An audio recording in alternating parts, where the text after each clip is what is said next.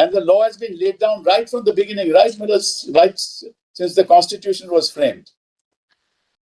If my representation, if I have been denied those documents, and my right to effectively represent is taken away, that's a constitutional right, nothing else survives. But in any case, 5A, if at all, we'll deal with it in another case, if at all, can only apply when everything has been served on me. Otherwise, there's a violation of constitutional law. If everything has been served on me, then the question will arise, okay, everything is served on you, 5A comes in. That's not my case. Kindly have a look at 22.5 with me for a minute, because there's a slight nuance to this argument. One to detaining authority, another to advisory board. Because the advisory board is 3 weeks later. Why 10 days is fixed is before the 3 weeks I can make a representation, because the material has to be supplied to me earlier. So between the 10th and the 23rd, if I file a representation, the retaining authority can revoke the detention. So kindly have a look at 22.5. You're referring to? 22.1, then 22.5. No person who is arrested shall be detained in custody without being informed, as soon as be of the grounds of such arrest, nor shall he be denied the right to consult and to be defended by legal practitioner of his choice. Correct. My Lord may take these forward, give to my Lord the Constitution. 22.1, there are two rights here. That I must be informed of the grounds of detention. No person who is arrested shall be detained in custody without being informed, as soon as may be. As soon as may be is fixed by the statute, is fixed 5 days and 10 days of the grounds for such arrest, nor shall he be denied the right to consult and to be defended by a legal practitioner of his choice. Your Lordships have interpreted 22.1 to mean legal practitioner need not be a lawyer, right? In fact, there is no right to a lawyer being before the advisory board, but can be a friend, in which case his wife was the friend, Gitanjali was the friend. So these are the two rights under 22.1. If you go to 5, you will say when any person is detained in pursuance of an order made under any law providing for preventive detention, that's the National Security Act, the authority making the order, that's the detaining authority, shall as soon as may be communicate to such person the grounds on which the order has been made. So making the order shall as soon as may be communicate to such person the grounds on which the order has been made, which is a reiteration of 22.1, if your Lordship notices, and shall afford him the earliest opportunity of making a representation against the order. Now, that representation is not just before the advisory board, because that's under the statute. The law is very clear on that. And detaining. So both rights have been violated. Both rights have been violated. That's the point I'm making. Both rights have been violated. Now look at the National Security Act, 1980. And kindly have a look at Section 5A of the National Security Act. Let's kindly note that 5A was introduced in the Act in 1984 by Act 60 of 1984 with effect from 21st of 1984. It says, Malats, just wait a moment.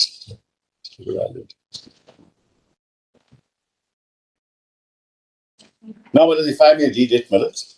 Where a person has been detained in pursuance of an order of detention, whether made before or after the commencement of the Act of 1984, under Section 3, which has been made on 2 or more grounds, such order of detention shall be deemed to have been made separately on each of such grounds, and accordingly such order shall not be deemed to be invalid or inoperative merely because one or some of the grounds is or are vague, non-existent, not relevant, not connected or not proximately connected with such person, or invalid, or for any other reason whatsoever.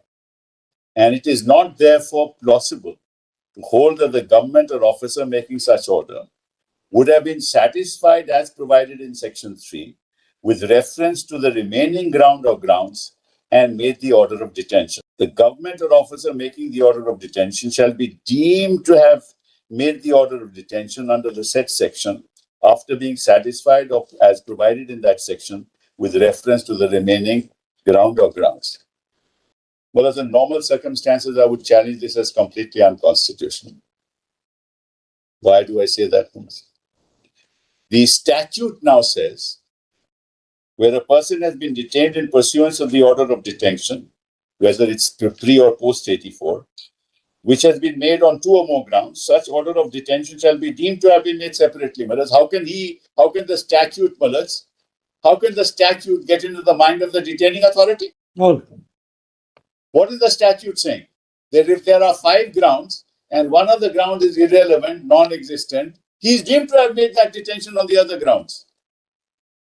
How can a statute say that, mullahs? The statute can't say that. The statute is not the detaining authority. What is the proposition? The proposition is that section 5A will not apply. Supposing the ground is, mullahs, of this happened in 2025. Supposing someone relies on 2020. This section says, even if it's not approximately connected, it shall deem to be valid on the other ground. So you are contending that section 5A is not attracted to you? It cannot be attracted to me. It cannot be. On the ground of? On the ground of effective representation. My effective representation has to be, it's a constitutional right, mullahs. It's a constitutional right. My constitutional right cannot be trammeled by virtue of 5A, which says, even if, what is the argument of the other side? Let me tell you, Lordship, straight away. Even if the four videos are discarded, it doesn't matter. It doesn't matter.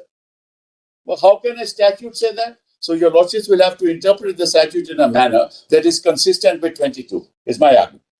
Otherwise, it will be unconstitutional. Yes. Yes. There are 2 limbs to this argument.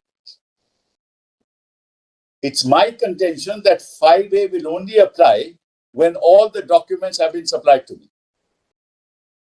The detention order, along with all the material on the basis of which the detention order is placed. Because that's my constitutional right. Article 22(5) is not subject to 5A. We understood. Can't be subject to 5A, mullahs. And the law has been laid down right from the beginning, right, mullahs, right since the Constitution was framed. If my representation, mullahs, if I have been denied those documents, mullahs, and my right to effectively represent is taken away, that's a constitutional right, nothing else survives.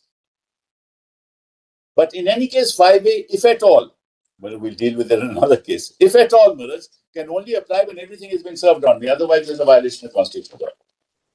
If everything has been served on me, then the question will arise, okay, everything is served on you, 5A comes in. That's not my case. All right. Right? So, mullahs, that takes care of this argument. Mullahs, on 22 plus 5A. But that's what the defense that they have taken. That doesn't matter even if it is not there. Other grounds are there.